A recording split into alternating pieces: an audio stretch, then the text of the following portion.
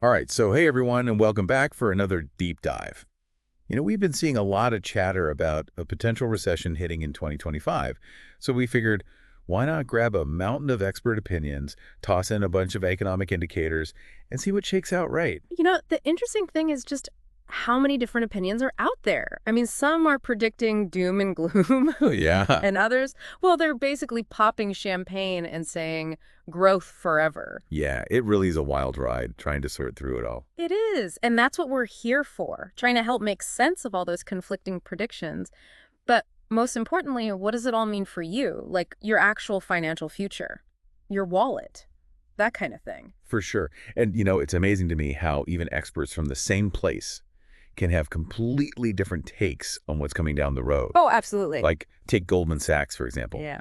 They've upped their recession odds to 25%, up from 15%, which is a pretty noticeable jump, wouldn't you say? Yeah, definitely. But before everyone starts stocking up on canned goods and building bunkers, they're also saying the Federal Reserve might have some wiggle room with interest rates. Right. So theoretically, they could cut rates, make it cheaper for people and businesses to borrow, and give the whole economy a bit of a boost if things start to go south. At the Fed's ability to adjust interest rates, that's huge. I mean, they can influence borrowing, spending, and really the entire pace of the economy just with those interest rates. Exactly. So that's one side of the story. But then you've got groups like SIFMA. Securities Industry and Financial Markets Association. Right, SIFMA. They're much more, how should I put it, optimistic. Yeah. They're projecting like 1.9% GDP growth in 2025.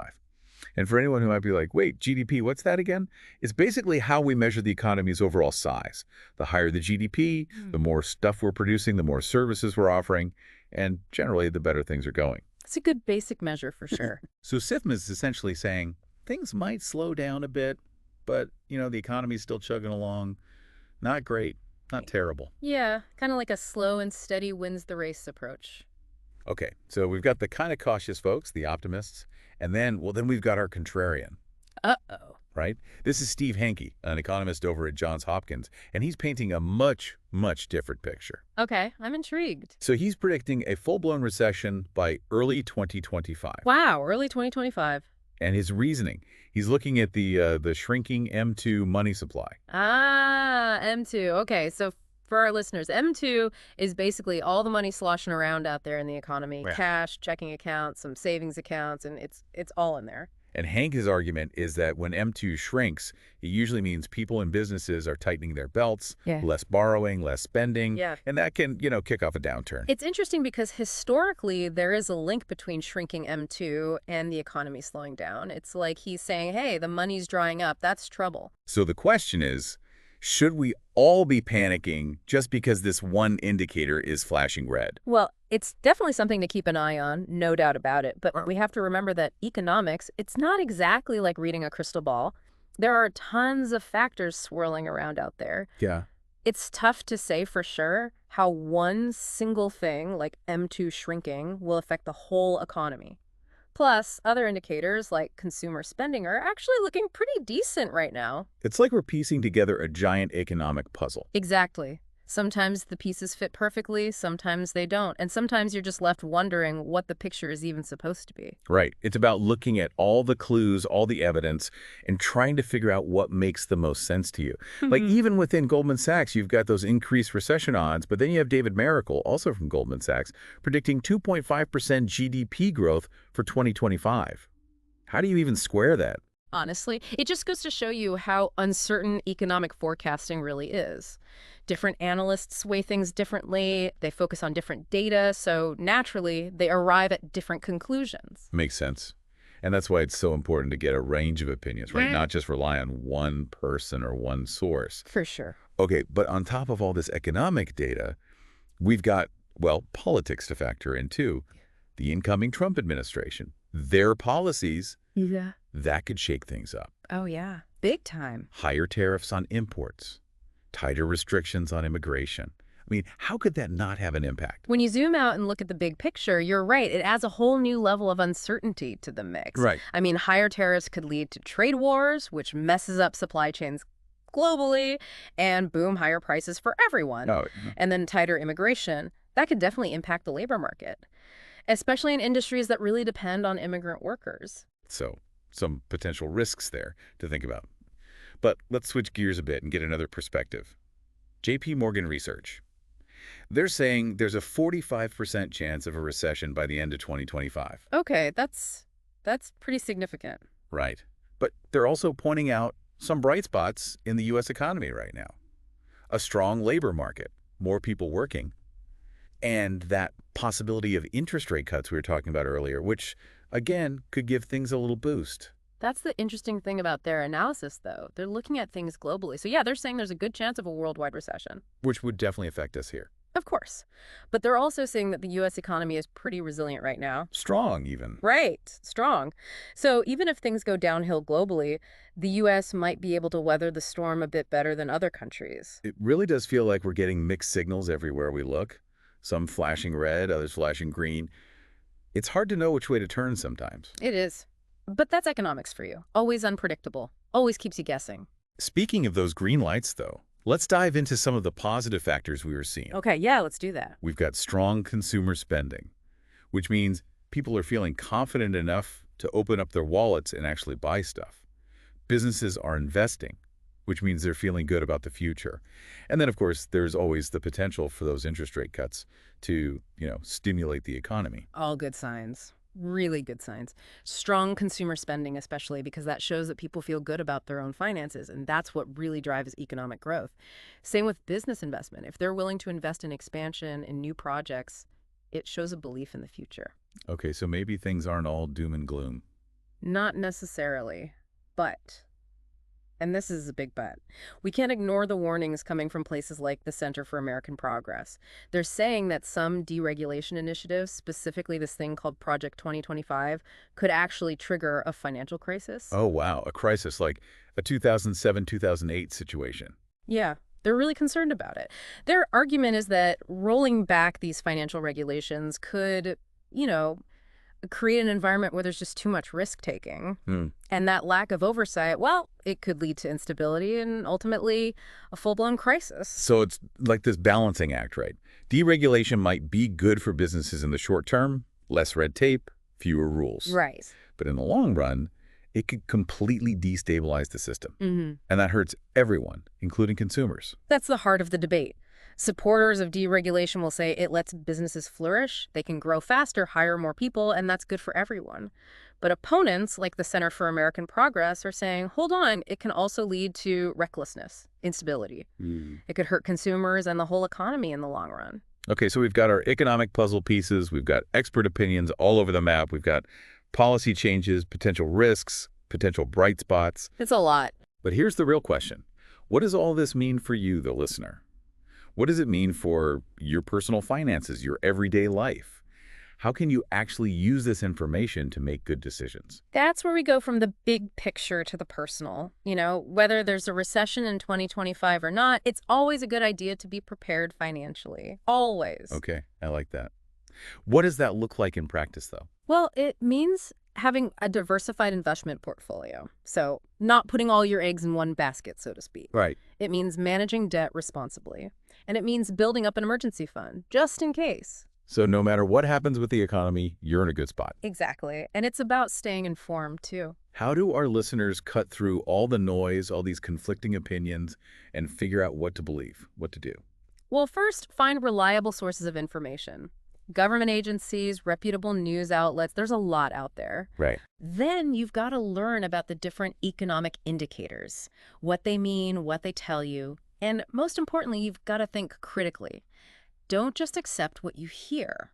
Yeah, question everything. Exactly. Question the assumptions, dig a little deeper, form your own conclusions, and remember, no one has a crystal ball. That's so true. We've really seen that today, haven't we?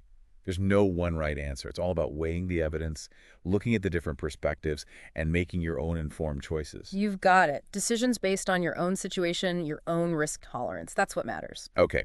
So let's recap what we've covered in this part of our deep dive. All right. We got this mixed bag of opinions on a potential recession in 2025. Yep.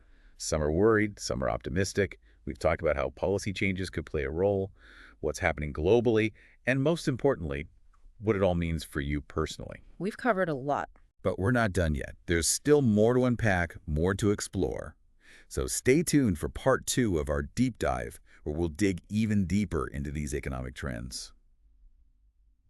And we're back for part 2 of our deep dive into this whole recession in 2025 thing. It's a bit like we're on this economic roller coaster, trying to figure out, are we going up? Are we going down? Is there a loop-to-loop coming? We definitely covered a ton of ground in part 1. All those expert opinions, economic indicators. Can you make your head spin? For sure. But hey, even with all this back and forth, the U.S. economy has, historically at least, been pretty resilient. Oh, absolutely. We've been through a lot and always seem to bounce back. Right. But that's why we're doing this, right? Knowledge is power. The more we understand, the better prepared we can be. So let's pick up where we left off. We were talking about those key economic indicators, the things our listeners should really be keeping an eye on. Besides that whole M2 thing, what else is out there? Well, inflation is a big one. I mean, we've all seen prices go up, up, up in the past few years, but it seems to be cooling down a bit now, which is a good thing. If inflation stays under control, that's usually a positive sign for the economy. Yeah, inflation is that sneaky little thief that makes everything more expensive. Groceries, gas, rent. It hits everyone's wallet. Exactly. And it erodes your purchasing power. So that same dollar just doesn't buy as much as it used to. Okay, so inflation, definitely one to watch. What else? The unemployment rate is another really important one. A low unemployment rate is usually a sign of a strong economy. More people working, more people contributing. It all flows from there. More jobs, more money flowing around. Gotcha. Anything else? How about consumer confidence? It basically measures how optimistic people are feeling about the economy. If people are feeling good, they're more likely to go out and spend money, which helps the economy grow. It's like a self-fulfilling prophecy almost. If people believe the economy is strong, they'll spend more, which makes the economy stronger. Exactly. It's all connected. Think about it. If you feel secure in your job, if you're not worried about money, you're more likely to make those big purchases. A new car, a vacation. So consumer confidence, that's another one to keep in mind. Now, these indicators we've been talking about, like inflation and unemployment, they're reported pretty regularly, right? Oh, yeah. You can find updates all the time. So people can actually track them, get a sense of the trends, and kind of see where things are headed. Absolutely. It's public information. You can find it from government agencies, financial news websites, even some reputable blogs and podcasts. It's like having your finger on the pulse of the economy. You got it. But it's important to remember that no single indicator tells the whole story. It's about looking at all the data together and trying to make sense of the bigger picture. Right. It's like we keep saying, it's a giant economic puzzle. It is. Speaking of factors, we talk about policy changes like tariffs and immigration. Those can have a big impact, right? But what about things like, I don't know, technological advancements? How does that play into all of this? Oh, that's a great point. Technology is a huge driver of economic growth, but it can also disrupt things in a big way. New technologies, they can create whole new industries, make us more productive, and even change the way we work and live. Think about the internet, or smartphones, or even something like AI. Exactly. All of those have had a massive impact on the economy, creating jobs in some areas, eliminating them in others. It's a constant evolution. It's exciting and a little bit scary at the same time. For sure. It's unpredictable, which makes it hard to factor into economic predictions. Okay, so we've got these indicators to track. We've got policy changes, technological advancements. It's almost too much information. How can people make sense of it all? And, how can they actually apply this stuff to their own lives? The key is to stay informed, but don't let yourself get overwhelmed. Focus on what's most relevant to you, to your personal situation, to your financial goals. Okay, so be selective. Figure out what really matters. What would be an example of that? Well, if you're really worried about inflation, pay close attention to how it's affecting the prices of things you buy all the time. The things you can't live without. Right. And if you're worried about the job market, well, stay updated on the latest trends in your industry. Are companies hiring? Are they laying people off? That kind of thing. So it's about tailoring the information to your own specific needs. Exactly. And then once you've got that information, actually do something with it. If you're concerned about a recession, maybe you focus on building up that emergency fund we talked about earlier. Or maybe you try to pay down some debt. Or maybe you diversify your investments, just in case. Practical steps. Things you can actually do to prepare yourself. Right. And remember, even when things seem uncertain, even when it feels like the economy is on shaky ground, there are always opportunities out there. So it's not all doom and gloom. Not at all. It's about staying informed, being adaptable, and making smart decisions. decisions that are right for you. Don't panic, just prepare. I like that. It's all about taking control, right? And remember, economic cycles are a natural part of things. There will always be ups and downs. Always. But with a little planning, a bit of knowledge, you can ride those waves and come out on top. All right, so we've covered indicators, policy changes, technological advancements, and all that good stuff. But there's one more really important piece of this whole puzzle. Oh, yeah. And it's a big one. The human element. Right. Economics isn't just about charts and graphs. It's about people. It's about hopes and dreams, fears and anxieties. It's about real lives. Exactly. And a recession, if it does happen, it's going to have a real impact on people, on families, on communities all across the country. People might lose their jobs, their homes, their savings. It's a tough time for everyone, financially, emotionally. So let's talk about that. Let's talk about the human side of economics. How can we prepare ourselves, not just financially, but emotionally and socially? What can we do to build resilience and support each other? That's a great question, and it's one we'll dig into in our next segment. We'll talk about the psychological impact of a recession, the importance of community, and how to build that inner strength to weather any storm. So stay tuned. Welcome back to the deep dive, everyone. We've spent the last two parts digging into this whole recession in 2025 thing. All those economic forecasts and expert opinions. We've even looked at how stuff like technology and policy changes could play a role. It's a lot to take in. It really is. But, at the end of the day, economics. It's about people, right? Real people. Exactly. It's not just numbers on a screen. And if a recession does happen, well, it's not just going to be like a little blip on a chart. It'll be felt in every home, every community across the whole country. Absolutely. And that's why we wanted to shift gears a bit in this final part. Really focus on that human side of the equation. Because a recession, it can impact people on an emotional level, on a social level. Can really shake things up. It can. So let's talk about that. What are some of those psychological and emotional impacts that people might experience during a recession? Yeah, let's get into that. Well, anxiety is a big one. People worry about their jobs, their homes, their savings. The future suddenly feels a lot less certain, And that uncertainty, it can be a huge source of stress. It's like suddenly the ground feels shaky beneath your feet. Everything feels less stable. That's a great way to put it. And that instability, it can lead to all sorts of other emotions.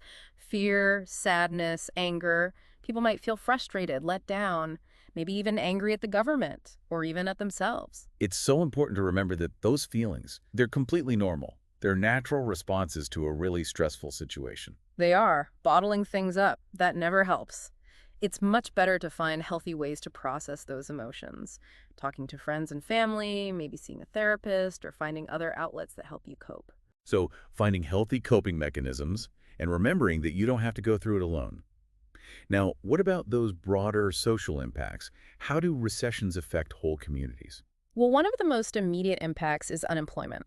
When businesses start to struggle, they often have to let people go, and that can have ripple effects throughout the whole community. Yeah, it's like a chain reaction. People lose their jobs, their spending power goes down, and then even more local businesses start to suffer. It could be really tough to break that cycle. It can. And sadly, it can also lead to things like increased poverty and homelessness as people try to make ends meet with less and less. Those are some of the really difficult, very real consequences of an economic downturn. It's hard to think about those things, for sure. But, in those tough times, we also see incredible displays of community support. Neighbors helping neighbors, increased volunteerism, donations to food banks, that kind of thing. It's amazing. It really is. Those acts of kindness and solidarity, they make a huge difference. Because it reminds us that we're not in this alone, right? That there are people who care, who understand what we're going through, and who want to help. That sense of connection, that feeling that you belong, that can be incredibly powerful, especially when things are tough. It helps people cope, it helps build resilience, it helps people maintain hope.